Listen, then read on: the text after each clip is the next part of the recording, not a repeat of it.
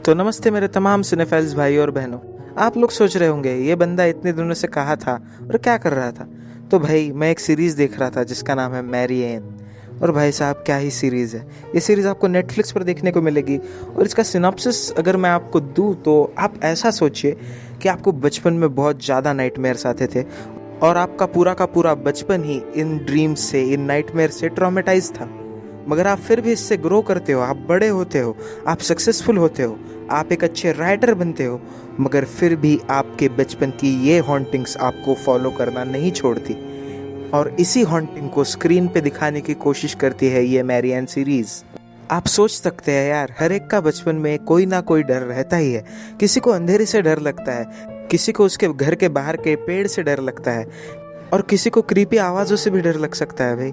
और आप सोचिए, जब आप बड़े होते हो, जब आप इन डरों को, इन नाइटमेयर्स को पीछे छोड़ देते हो, तभी you feel like a grown up. मगर आप सोचिए, आप बड़े हो जाए और ये डर किसी हॉन्टिंग का या फिर किसी स्पिरिट का रूप लेकर आपकी ज़िंदगी बर्बाद करने फिर से आ जाए। यही स्टोरी है मैरी एन की।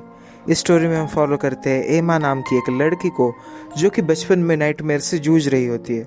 और हमारे बचपन के नॉर्मल नाइटमेयर्स नहीं, ऐसे नाइटमेयर्स जो कि विचेस और विचक्राफ्ट की दुनिया में गोते लगा रहे होते हैं। मगर एमा बड़ी होकर इन्हीं नाइटमेयर्स को अपनी शक्ति बनाती है और इन्हीं नाइटमेयर्स के ऊपर बुक्स लिखती हैं, हॉरर बुक्स। स्टीफन किंग नहीं लिखता था अपने ही नाइटमेयर्स पे बुक, वैसे ही। और इस एमा की ज़िंदगी अब तो सेट है भाई। वो तो यही सोच रही होती है कि अब क्या बुक्स लिखूंगी और आगे बढ़ूंगी। And she was also doing great in life. और फिर उसकी लाइफ में आता है ट्विस्ट, जो कि हर किसी की ज़िंदगी में नहीं आना चाहिए, आना भी नहीं चाहिए, वे दुश्मन की भी ज़िंदगी में नहीं आना चाहिए। और वो ट्विस्ट ऐसा होता है कि वो एक नॉर्मल राइटर की तरह, जैसे कि कोई भी नॉर्मल राइटर है, अपनी सीरीज़ एंड कर देती है।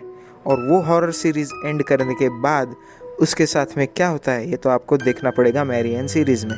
सीरीज़ 8 एपिसोड की है और सीरीज़ का माहौल भी बहुत ही अच्छा है। सीरीज़ वैसे तो फ्रेंच लैंग्वेज में है, मगर यार सबटाइटल्स अच्छे से ट्रांसलेटेड है और सबटाइटल्स पढ़ के आपको अच्छे सी चीज़ें समझ में आ जाएंगी, तो उसका कोई प्रॉब्लम नहीं है फ्रेंच लैंग्वेज में होने का।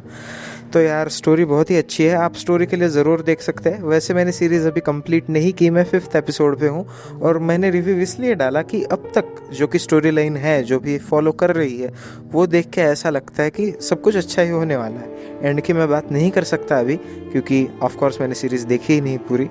मगर जहाँ तक मैंने सीरीज़ देखी है, मैं आपको ज़रूर कह सकता हूँ कि you will be on the edge of your seats.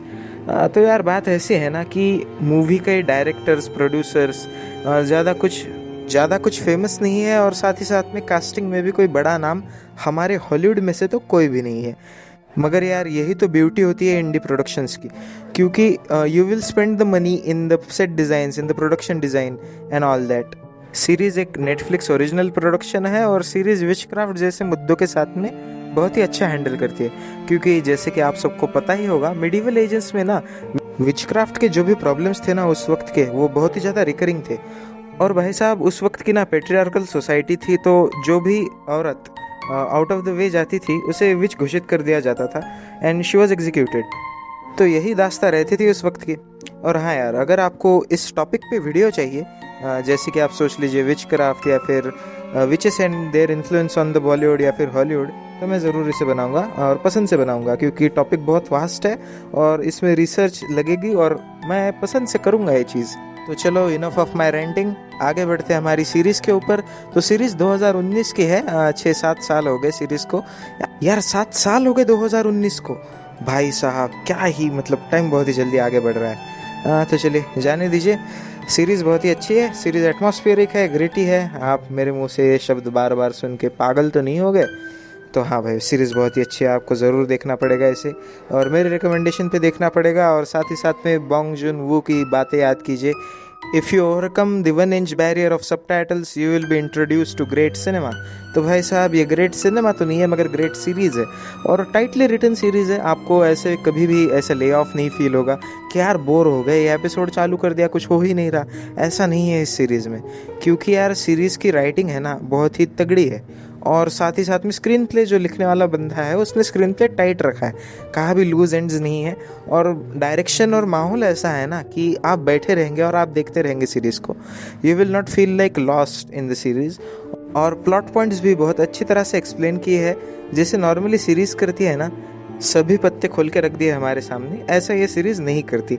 2 he back stories है, और जो कि बहुत अच्छी बात है, बैक स्टोरीज़ कम रखी है इन्होंने, ताकि हम जो लीनियर प्लॉट लाइन है उसमें ज़्यादा इन्वेस्ट कर सकते हैं। और साथ ही साथ में बात ऐसी है कि अगर आप कोई भी चीज़ ज़्यादा एक्सप्लेन करते हो ना, तो उस चीज़ का मज़ा चला जाता है। जैसे कि आप सोचिए, कोई भी हमारी बॉलीवुड की मूवी, यार कोई मिस्ट्री बना के ही नहीं रखते, सारी की सारी चीज़ें एक्सप्लेन कर देते हैं। और एक्सप्लेन भी ऐसा करते हैं ना भाई, आधा आधा घंटा लगा रहे हैं एक एक्सप्लेनेशन में। ऐसा नहीं है ये मूवी में। मूवी अपनी मिस्ट्री बना के रखती है, अपना जो माहौल है वो बना के रखती है, और साथ ही साथ में जो स्टोरी है, जो राइटर ने अपना दिल और दिमाग लगा के स्टोरी लिखी है, उस स्टोरी की भी रिस्पेक्ट करते हैं ये लोग, क्योंकि मूवी इज़ शॉट ब्यूटीफुली। और साथ ही साथ में ना कुछ यार ऐसे सीन्स है कि आप पेरेंट्स के सामने तो नहीं देख सकते ये सीरीज़, आपको अकेले में देखनी पड़ेगी और शांति से, मतलब टाइम निकाल के देखिए, क्योंकि हेवी हो जाती है कभी कभी प्लॉट के बारे में। तो हाँ, एक दिन में ख़त्म करने की कोशिश मत कीजिएगा इसे, क्योंकि हेवी हो जाएगी आपके लिए। शांति से कीजिए, 2-2 3-3 दिन लगाइए। तो चलिए अब बात करते हैं मूवी के टेक्निकल एस्पेक्ट्स के बारे में। तो टेक्निकल एस्पेक्ट्स है ना, खरी उतरती है मूवी हर जगह पे। लाइटिंग है तो लाइटिंग आपको कहीं भी फ्लॉड नहीं लगेगी, और साथ ही साथ में लाइट का यूज़ बहुत अच्छी तरीके से किया गया है। जो चीज़ें दिखनी चाहिए वो चीज़ें दिखा रहे हैं, और जो डायरेक्टर की इच्छा है कि ये चीज़ें दिखनी चाहिए पब्लिक को, यही दिख रही है। और ये अचीव करने के लिए भाई साहब बहुत ही ज़्यादा दिमाग चाहिए, क्योंकि आप अपनी स्क्रीन पर का भी सीन देखिए, आधा फेस लिट है और आधा फेस शैडोज़ में है। तो यार इससे जो इफेक्ट आता है ना, वो इफेक्ट बहुत ही अच्छा आता है।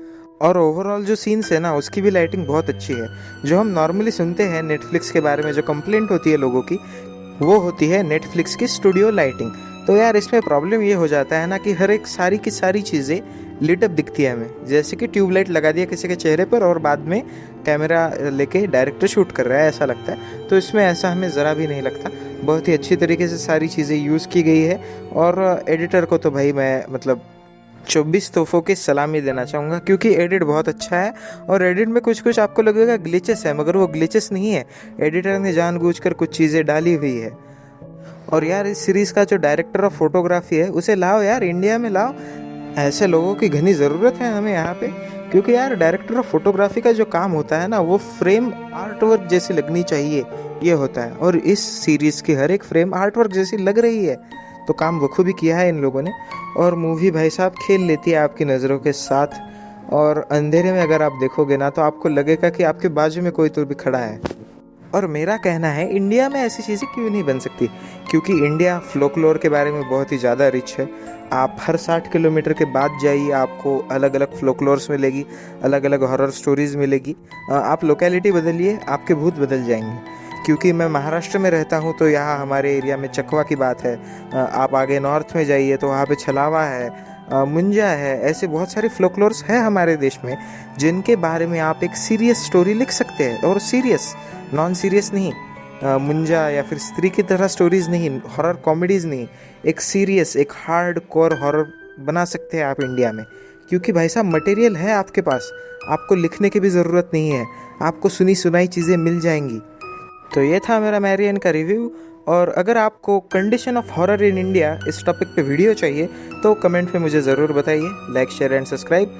और हाँ, अगर आपको सच में condition of horror in India पे वीडियो चाहिए, तो 100 लाइक्स दे दीजिए, मैं बना दूंगा।